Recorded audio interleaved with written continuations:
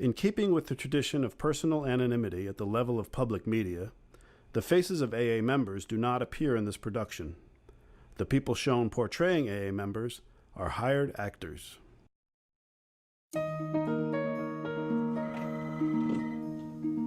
I didn't tell anyone at work today. It's too important to me. What does being sober a year mean to someone who hasn't done it?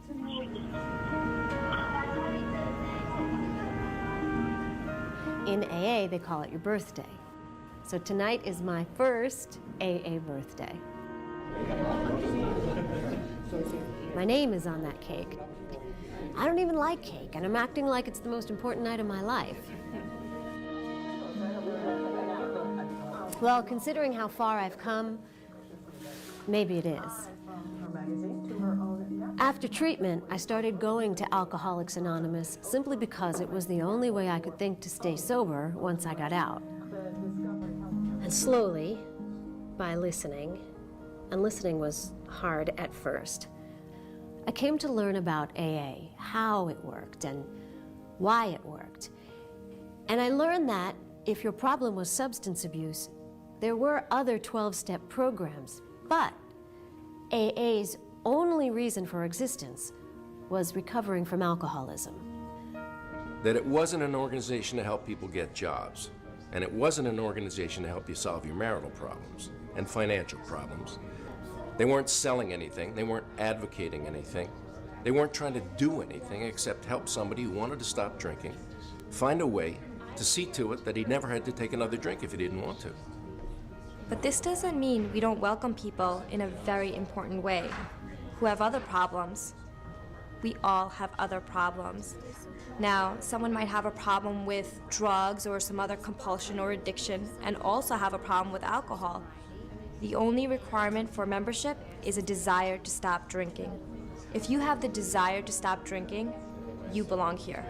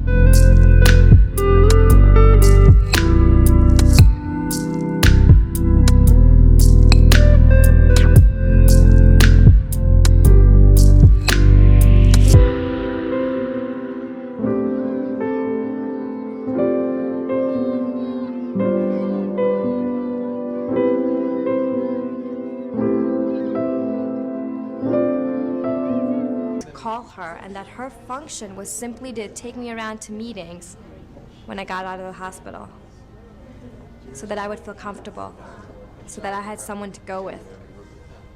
You don't have to make a permanent commitment with those people that you'll be their friends always, or anything. They're there to serve. They're there to help. You know, they'll come because somebody did that for them, and you can't ever give back what you got, but you can pass it on. The first week out, I had a slip. Then I caught on pretty fast that if I didn't go to meetings, I'd be back where I started. So every night, I'd go to a different meeting.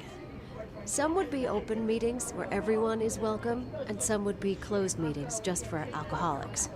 Hi, my name is Maggie, and I'm an alcoholic. Hi, Maggie. Hi, Maggie. And after the novelty wore off, I started to feel the same old urges coming back. That's when I began to understand the importance of finding a home group. I showed up there every single week, and gradually people got to know me. They recognized my face. They saw me there every week, and gradually they got comfortable talking to me, and I got comfortable talking to them, and in time I began to develop friendships with people. It wasn't easy at first. At first, I just had to make myself show up early and stay late and smile at everybody. I don't make friends easily. That might be part of the reason why I drank. But in time, just by showing up week after week and seeing the same faces, gradually I began to make friends. You can start by setting up chairs or cleaning up or volunteering to make coffee or just by identifying, which may be all you can do at the beginning. But keep going back on a regular basis and you can adopt that one particular group as your home group. I had been told the advantage in that was that those people would get to know me, perhaps even better than I knew me, and that if I was having difficulties, they would maybe spot it before I would. Well, maybe in your home group, there will be people that will ask, how you doing? And you'll say, fine. And they'll go, no, really, how are you doing? And they will listen to you. And they're willing to risk our wrath, to give whatever little assurance and aid or comfort that they can. The home group is a place that keeps us true to ourselves. Those are the people that are going to give me the greatest opportunities to grow, because it'll be helping them in directing me in the growth. Well, it's like an anchor. It's your home in AA. And the suggestion to find a home group is not a suggestion not to go to a lot of other meetings. It's simply a suggestion to find, well, perhaps the easiest way to say it is, to find a home that's your home in AA.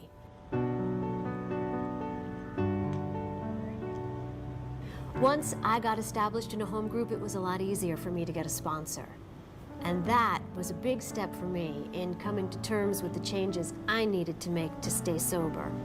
Now, a sponsor is someone who helps throughout sobriety and to work the AA program, because sponsorship is very important in AA, and everyone needs help when they first come into the AA program. So someone around your own age, of the same sex, who has good sobriety, can help you get through the first stages and give you moral support, primarily in keeping you sober until you can get rid of that urge to drink. Sponsors are the people that you look at them and they have something, you know? Sometimes it's just the clothes they're wearing, sometimes it's the car that they drive. I had no idea what I wanted to be when I grew up, so I couldn't pick the ideal person. But these people, they have a certain something, and what it does is creates the desire to emulate. What it took for me was a leveling of my own pride, because when you ask someone to be your sponsor, that is the first step in the leveling of that pride that says, I can't do it alone.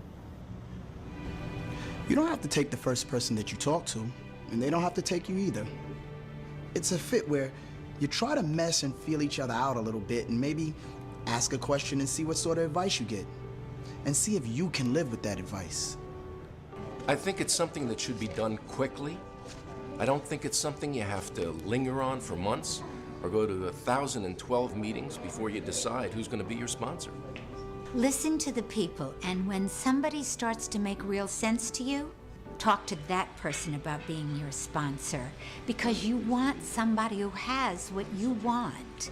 If you do not want what they have, then there is no point in going to them. You'll need to find somebody else. It doesn't take too long. When I first came to AA, just not drinking seemed to be good enough. But after a while, I wanted more. And it was pretty easy to see that the people who had what I wanted, the joy and the ease and the peacefulness that I wanted, they were the people who had worked what they call the 12 steps. You should try to work those 12 steps as soon as you possibly can. As soon as you feel comfortable with the steps when you come into the program. Now, you don't have to rush into them at all. The first one is to admit directly to being an alcoholic and that your life was unmanageable. 8. Make a list of all persons we had harmed. They are numbered. It is suggested that you take them in the order that they are numbered, and at no time are you asked to do them perfectly. You simply do the best that you can with each step. It's all very basic. They kind of pointed out that I have to let go and stop feeling bad about everything that's happened to me in the past. I have to start feeling better about myself and the world. Gain a little self-worth after the complete ego smashing that I went through to get to the program in the first place. Well, I began to work the steps, and gradually they became part of my life. And my sponsor helped me a lot with that. And I guess I relaxed a little bit, and I looked around, and I noticed that it was working.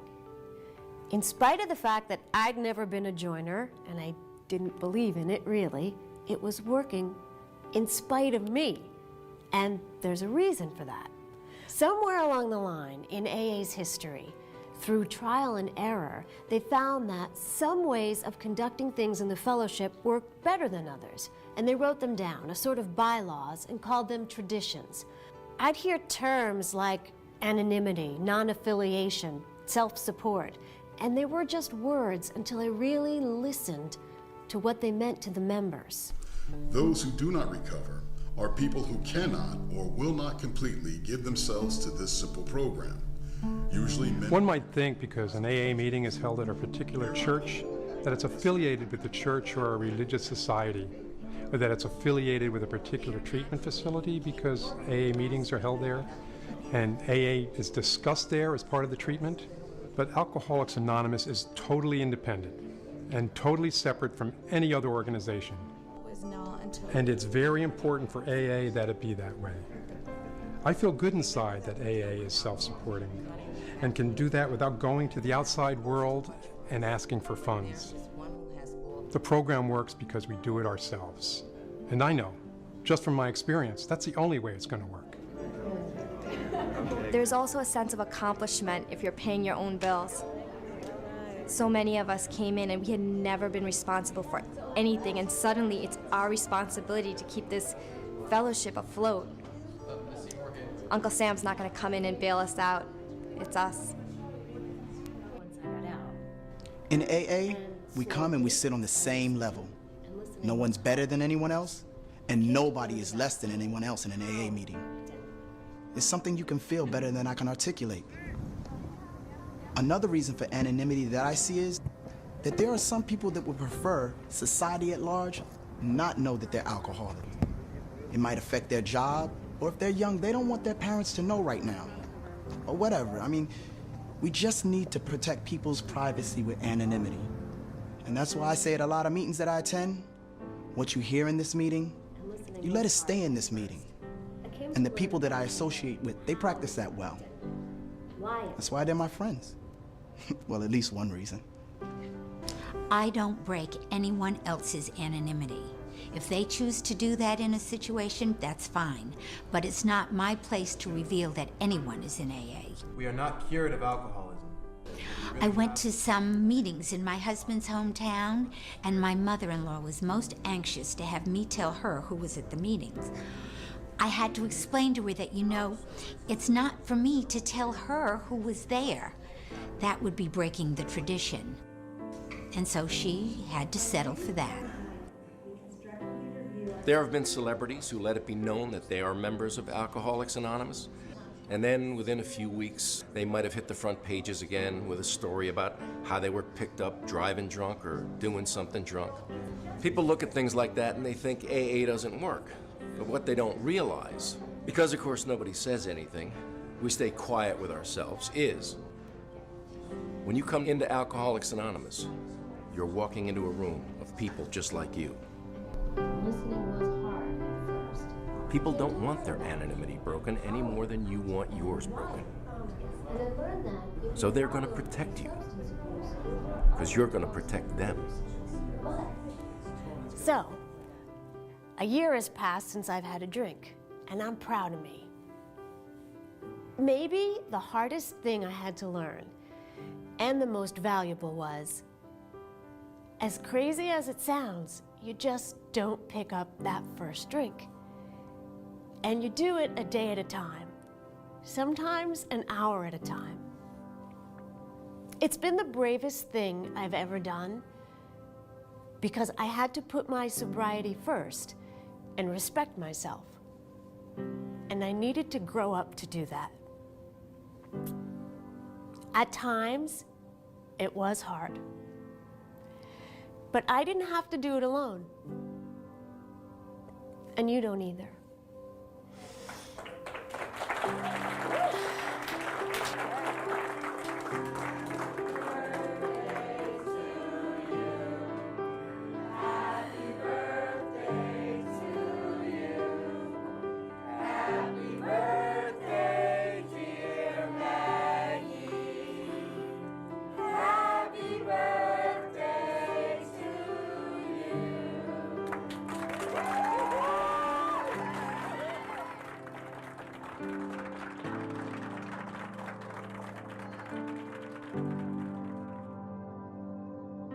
In keeping with the tradition of personal anonymity at the level of public media, the faces of AA members do not appear in this production.